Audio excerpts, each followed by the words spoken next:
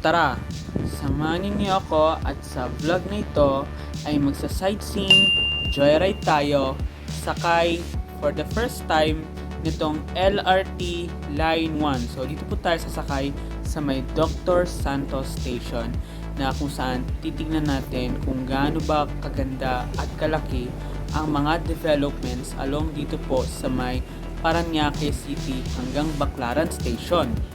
Tara! Let's have a sightseeing tour.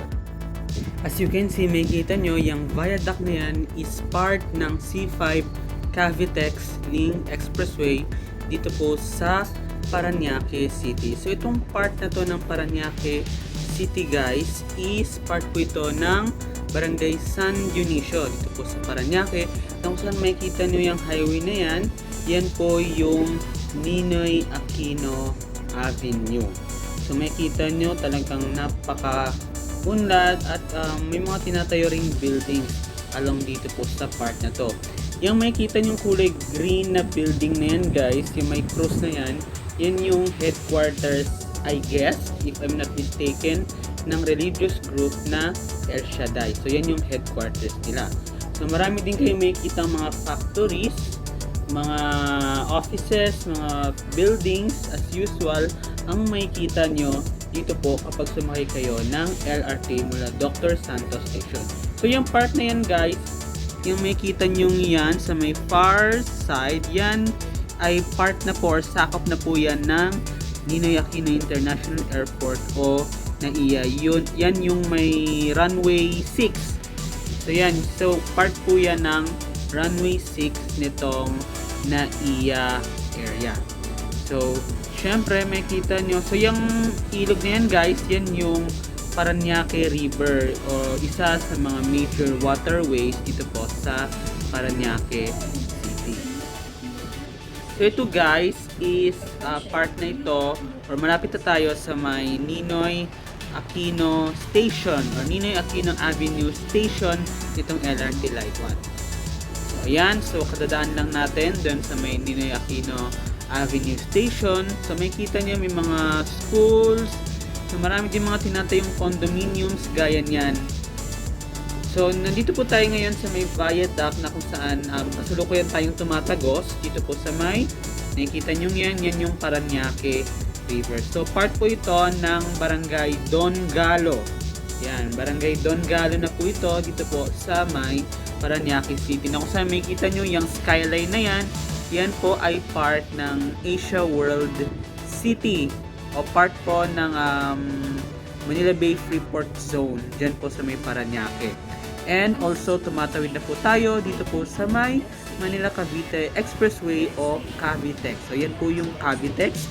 Smooth talaga ang traffic dyan po sa may Cavitex. So talagang halos punong-puno na ng mga kabahayan, mga buildings, itong part ng Parañaque City. So ngayon mga katropa is malapit na po tayo sa may Asia World o PITX station nitong LRT Line 1. So yung malaking building na yan guys dyan sa may far side is I guess condominium yan for sure. Dyan po tinatayo malapit po sa may vicinity ng NAIA Terminal 1.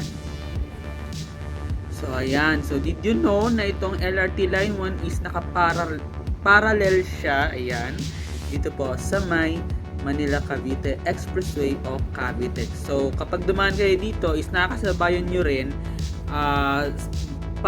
parallel side itong mga sasakyan na dumadaan dito naman sa may Cavitex. So yung rampa na yan mga katropa, yung kadadaan lang natin na toll booth is papasok yan dito sa may NAIA Expressway.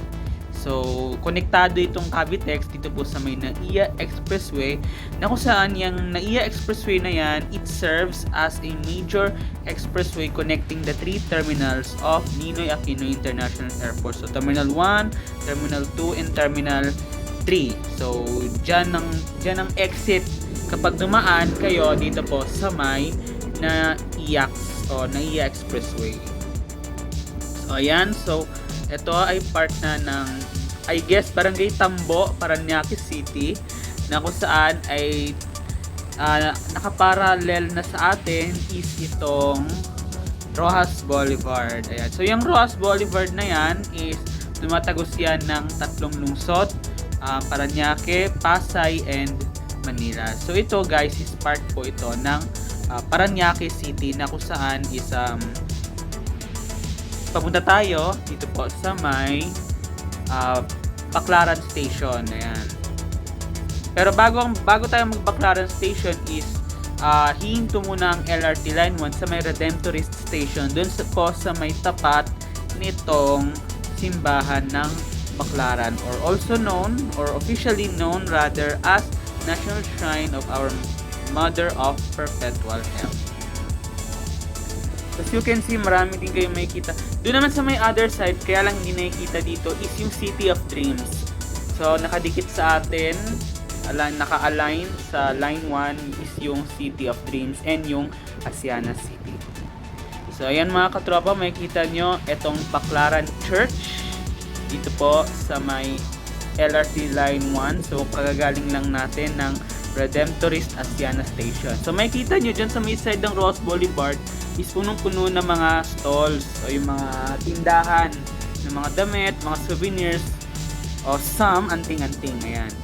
So itong puno na yan is part ng Baclaran Church Complex na kung saan yan yung pinaka main headquarters nila, plus itong simbahan na ito. So ito yung isa sa mga pinaka dinarayong simbahan ng ating mga katropa dito po sa Metro Manila.